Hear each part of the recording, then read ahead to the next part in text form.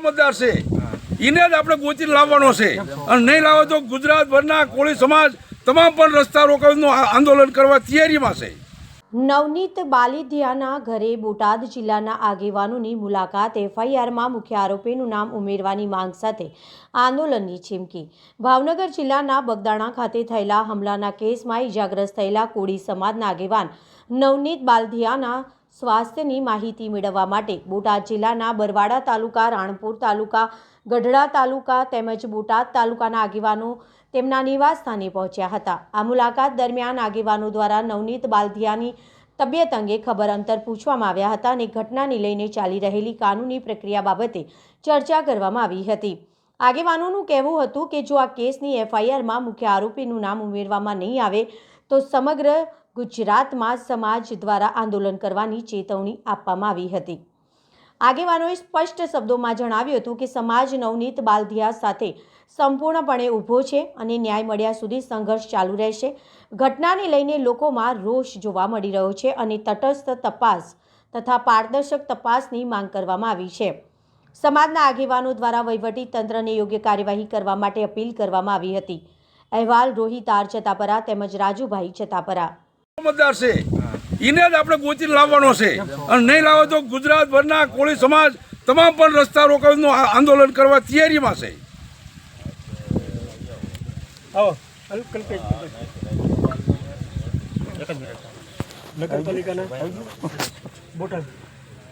પોપટભાઈ બધાનો પરિચય કરાવજો। વિજયભાઈ ગોળિયા મહામંત્રી શહેરમાં મુજાવર ન જો નવનીતભાઈ બધા બોટાદ વાળા બેઠા તમ તાર અડધી રાતે હો અડધી રાતનો હોકારો વાહ બોટાદ વાહ આવો આવો ભાઈ આવો ભાઈ બાકી હોય તો બધા મિલો કાઈ ગયો અમારે ના મિલા સરપંચ છે અને સરપંચ પરિષદના પ્રમુખ છે। આમ હામો ગયો તો ને રમેશ તમારે હારે તમને બધા સરપંચો રહેજો આઈજો રીલ વિનોદ રમેશભાઈ સોલંકી કોળી સમાજનો યુવા આગેવાન છું અને બોટાદ જિલ્લાની રાણપુર તાલુકા પંચાયતનો પૂર્વ પ્રમુખ છું। આજે બગદાણા બજરંગદાસ બાપાના સેવક, ગામના પૂર્વ સરપંચ એવા નવનીતભાઈ બાદલિયા ઉપર જ્યારે અસામાજિક તત્વોએ હિંસકારો હુમલો કર્યો છે ત્યારે ન્યાયની માંગણી સાથે નવનીતભાઈ બાદલિયાના ખબર અંતર પૂછવા અને એમને સાથ સહકાર આપવા માટે બોટાદ જિલ્લા સમસ્ત કોળી અને ઠાકોર સમાજના સૌ ચૂંટાયેલા જનપ્રતિનિધિશ્રીઓ અને સૌ આગેવાનો 100 કરતાં વધુ ગાડીઓ સાથે 800,000ની સંખ્યા સાથે અમે નવનીતભાઈ બાદલિયાની મુલાકાતે આવ્યા છીએ। ગત સોમવારે અમારા કોળી સમાજના હૃદય સમ્રાટ અને ગુજરાત સરકારના સિનિયર મંત્રી માનનીય પરસોત્તમભાઈ સોલંકી સાહેબની અધ્યક્ષતામાં સમાજના સૌ ધારાસભ્યશ્રીઓ, સંસદ સભ્યશ્રીઓ માનનીય મુખ્યમંત્રીશ્રીની મુલાકાત લઈ અને આ બાબતે યોગ્ય તપાસ થાય અને કોઈને છોડવામાં ન આવે એ માટે સરકારને રજૂઆત કરેલી। ગુજરાતની સરકાર દ્વારા માનનીય મુખ્યમંત્રીશ્રી દ્વારા ભાવનગર રેન્જના આઈજી ગૌતમ પરમાર સાહેબની દેખરેખ હેઠળ એક સીટની રચના કરવામાં આવી છે।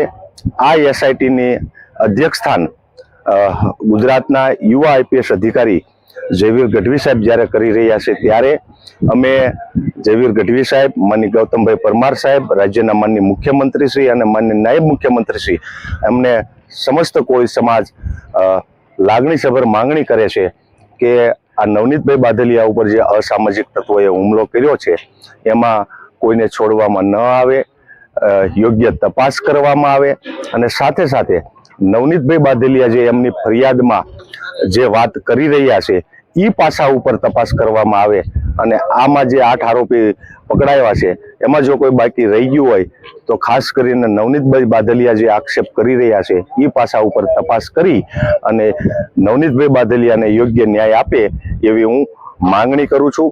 સાથે સાથે આ કોળી સમાજ ખૂબ ભોળો છે અને સૌ સાથે ભળી જનારો સમાજ છે। અમે કોઈ સમાજના વિરોધી નથી, અમે કોઈ ધર્મના વિરોધી નથી, અમે ગુજરાતના હરેક સમાજનું સન્માન કરીએ છીએ, ગુજરાતના હરેક નાગરિકનું સન્માન કરીએ છીએ, પરંતુ આ કૃત્યમાં જે કોઈ અસામાજિક તત્વો જોડાયા હોય એ ચાહે બહાર હોય કે અંદર હોય એની યોગ્ય તપાસ કરવામાં આવે અને એમને પણ જેલના સળિયા પાછળ ધકેલવામાં આવે અને યોગ્ય કાયદાકીય કાર્યવાહી કરવામાં આવે એવી અમારી માંગણી છે.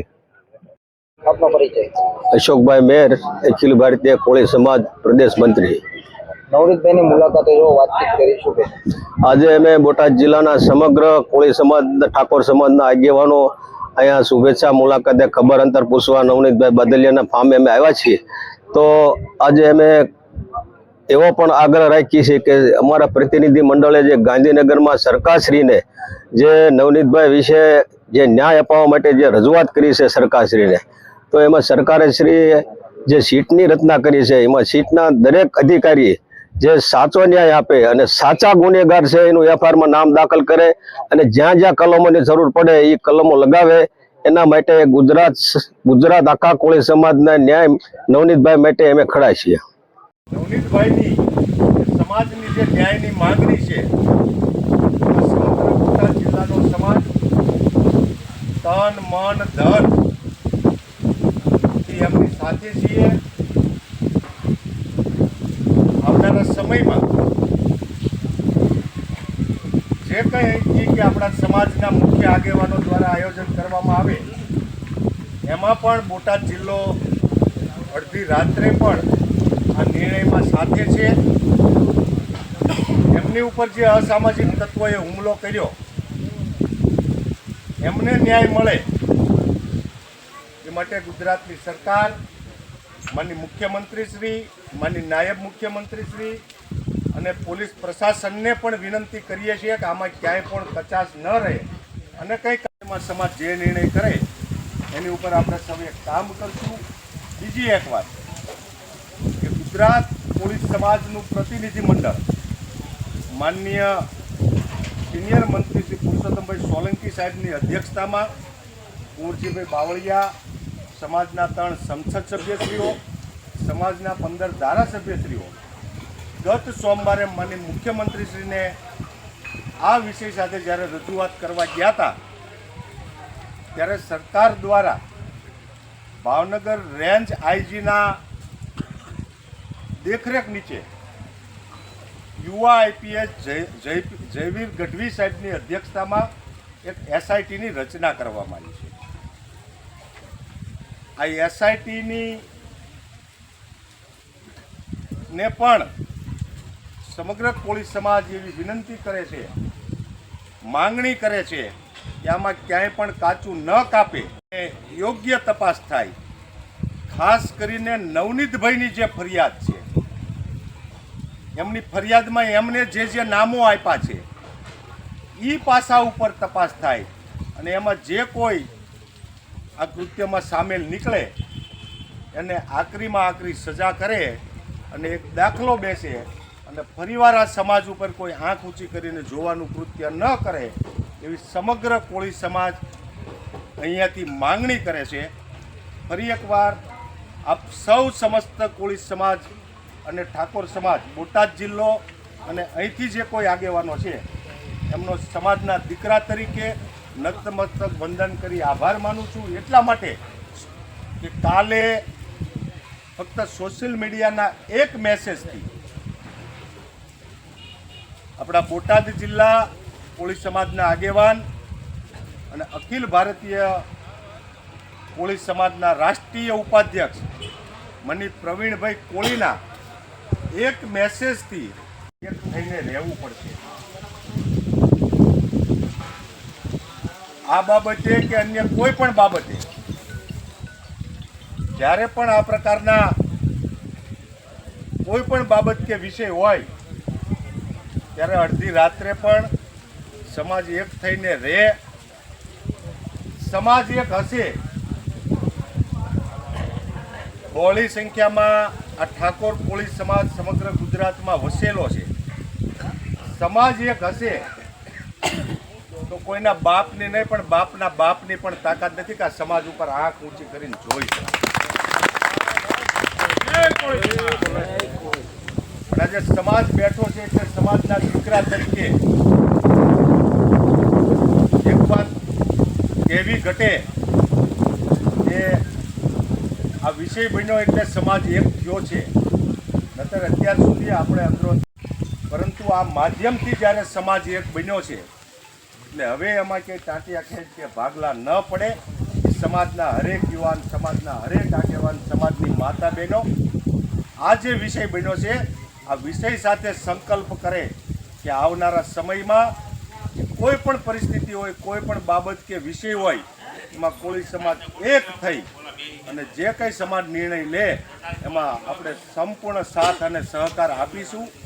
ફરી એકવાર સમગ્ર બોટાદ જિલ્લો સમસ્ત કોળી અને ઠાકોર સમાજ આજે નવનીતભાઈની અહીંયા ઉપસ્થિતિ છે ત્યારે કે કોઈ પણ પરિસ્થિતિમાં, કોઈ પણ નિર્ણયમાં તન મન ધન અમુક વાત ના કરાય, પરંતુ XYZ તમામ બાબતમાં અડધી રાત્રે તમારી સાથે છીએ.